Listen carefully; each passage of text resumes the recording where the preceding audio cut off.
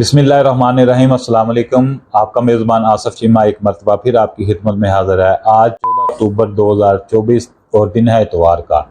नाज़रीन, पाकिस्तान की 77 साल तारीख में ये 12 अक्टूबर और 14 अक्टूबर के हम दरमियान 13 अक्टूबर में बैठे हुए हैं। और हम क्या सोच रहे हैं, अगर नहीं सोच रहे तो हमें क्या सोचना चाहिए, इसके लिए मेरे पास एक खबर है, एक तज़िया है। खबर मेरी 12 अक्टूबर के हवाले से है और तज़िया मेरा 14 अक्टूबर के हवाले से है। 12 अक्टूबर पाकिस्तान की तारीख में बड़ी अहमियत हासिल कर चुका है और 14 अक्टूबर पाकिस्तान में अहमियत हासिल कर पाएगा या नहीं, इसके ऊपर मैं तज़िया आपको पेश करूंगा। सबसे पहले मैं आपको बताता हूं कि 12 अक्टूबर 1999 को एक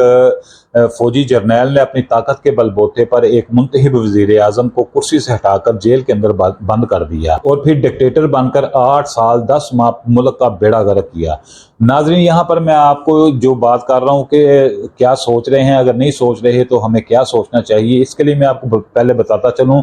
कि 12 अक्टूबर 1999 को मियाँ नवाज शरीफ वज़ीर आज़म थे और पाकिस्तान के chief of army staff general Pervez Musharraf थे। वज़ीर आज़म को 12 अक्टूबर 1999 को कुर्सी से हटाकर जेल के अंदर बंद कर दिया और चीफ ऑफ आर्मी स्टाफ ने टेक ओवर करके 8 साल 10 माह जो है पाकिस्तान के ऊपर जबरी जो है ना हुकूमत अपना तसल्लुत कायम रखा। तो ये मुस्लिम लीग नून और नवाज शरीफ खानदान के साथ एक बहुत बड़ी ज्यादती थी। तो आप ये भी जानते हैं कि दुनिया के अंदर किसी भी मुल्क के अंदर इस किस्म का कोई साना होता है, किसी के इक़्तिदार पर शब खून मारा जाता है, या जापान के अंदर जो हिरोशिमा के ऊपर बम गिराया जाता है, उसके बाद पाकिस्तान के अंदर आर्मी पब्लिक स्कूल में जो बच्चों का कत्लेआम किया जाता है, कश्मीर का इशू ले लें, फ़लस्तीन का इशू ले लें, तो ऐसे सानहात जो हैं वो उनको किसी तरह फरमोश नहीं किया जाता और उनको हमेशा याद रखने के लिए और आने वाली नस्लों के लिए जो है सबक आमूज बनाने के लिए जो है ना ऐसे इवेंट्स के ऊपर जो है ना हर साल उसको यादगारी कन्वेंशन करवाए जाते हैं, जलसा होता है, जुलूस होता है और मीटिंग्स होती हैं,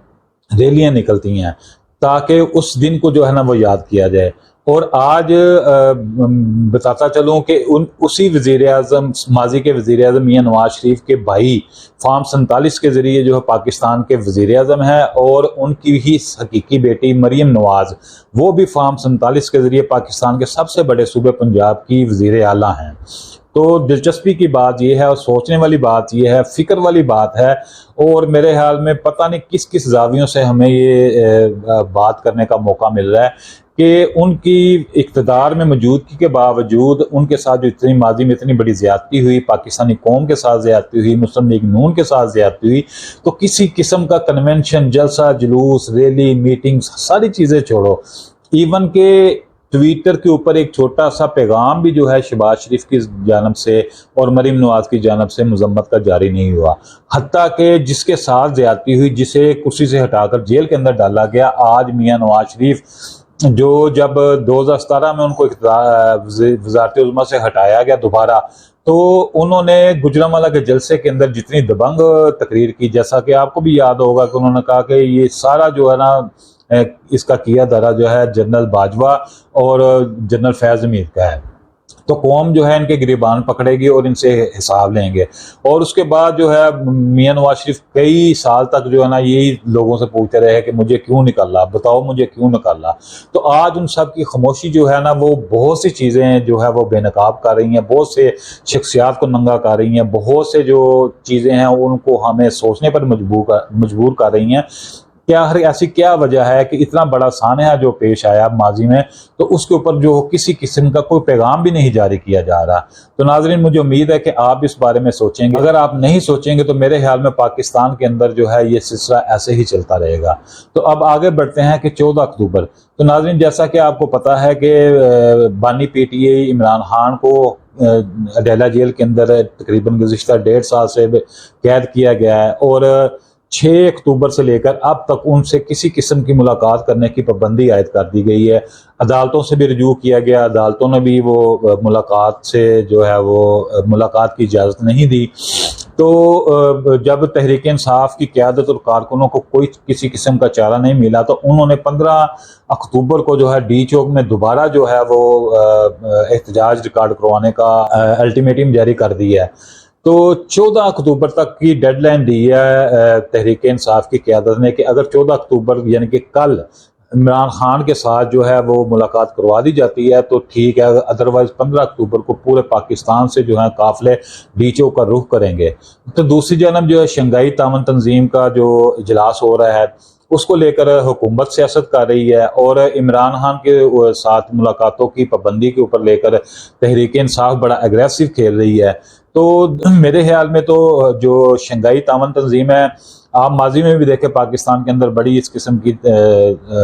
چیزیں ڈیولپمنٹس ہوئی ہیں، بڑے اجلاس ہوئے ہیں، ان کا کسی صورت بھی جو ہے عوامی مفاد کے ساتھ کوئی تعلق نہیں ہوتا۔ یہ سیاستدانوں اور حکمرانوں کی جو 77 سال سے جو تاریخ چلتی آ رہی ہے ان کا ہی تسلسل ہے۔ تو میرے خیال میں شنگھائی تعاون تنظیم جو ہے وہ ایک خاص گروپ کے مفاد کے لیے جو ہے اس کا انعقاد کیا جا رہا ہے۔ درجنوں ممالک کے سربراہان جو ہیں وہ آج آ چکے ہیں، اور میرے خیال میں اجلاس جو ہے وہ شروع بھی ہو چکا ہوگا جب تک یہ ویڈیو میں اپلوڈ کروں گا۔ تو میں یہاں پر آپ کو بتاتا چلوں کہ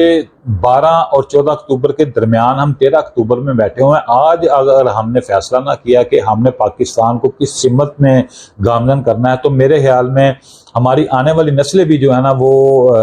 جیسے وہ کہتے ہیں نا کہ کوئی غریب مر جاتا ہے تو اس کی اولاد جو کہتی ہے کہ ہمارے لیے کیا چھوڑ کے گیا ہے، تو ہماری نسلیں بھی اس قسم کے سوال جو ہیں وہ ضرور کیا کریں گے۔ آج ہم نے یہ فیصلہ کرنا ہوگا کہ ہم نے کس کا ساتھ دینا ہے، کس کے ساتھ چلنا ہے، کون ٹھیک ہے کون غلط ہے، اس کا فیصلہ ہمیں کرنا ہوگا۔ خاموشی ہمیں توڑنی ہوگی۔ اگر مزید خاموش رہے اور ادھر سے آئینی ترامیم جو ہیں جن کو تحریک انصاف اور وکلا کمیونٹی جو ہے وہ اس کو بالکل ایک شب خون کہہ رہی ہیں پاکستان کے آئین کے اوپر، اور پاکستان کے آئین کو بالکل وہ کہہ رہے ہیں کہ مسخ کرنے کی کوشش کی جا رہی ہے، اور ایک خاص گروہ کا تسلط جو ہے وہ بڑے لمبے عرصے کے لیے پاکستان کے اوپر قائم رکھنے کے لیے ساری کوشش کی جا رہی ہے۔ تو بہت سی خبریں آپ کو موصول ہو چکی ہیں کہ آئینی ترمیم میں کیا ہوگا، کس کو نقصان ہوگا، کس کو فائدہ ہوگا، اس میں عوام کا کتنا فائدہ ہوگا، حکمرانوں کا کتنا فائدہ ہوگا، ساری چیزیں میرے خیال میں کھل کے سامنے سب کے سامنے آ گئے ہیں۔ تو یہاں میں بالکل ایک نیوٹرل ہو کر، اور آپ کو بھی گزارش کرتا ہوں کہ آپ بھی بالکل نیوٹرل ہوں، ہر قسم کی سیاسی جو آپ کی ایفیلیشن ہے، آپ کی کوئی سیاسی ہم آہنگی ہے، آپ بالکل اس کو بالائے طاق رکھیں، ان سے بالا تر ہو کر سوچیں کہ پاکستان میں جو ہے وہ اگر آئینی ترامیم ہو جاتی ہیں، قاضی فائزی صاحب کو جو ہے وہ کانسٹیٹیوشنل کورٹ کا جو ہے وہ چیف جسٹس مقرر کر دیا جاتا ہے، تو اس میں کس کا فائدہ ہے؟ تو آپ بھی اس چیز کے اوپر سوچیں۔ آپ کے پاس ایک دن ہے، کل 14 اکتوبر ہے، تو 14 اکتوبر سے پہلے آپ کو فیصلہ کرنا ہوگا کہ ہم نے کس طرف جانا ہے۔ تو ناظرین، میرا خیال ہے کہ آج 13 اکتوبر ہے، اگر آپ نے کچھ نہیں سوچا تو آپ سوچیں گے ضرور۔ اس کے ساتھ ہی اپنے میزبان کو دیجیے اجازت، انشاءاللہ نئی ویڈیو کے ساتھ دوبارہ ملاقات ہوگی۔ اللہ حافظ۔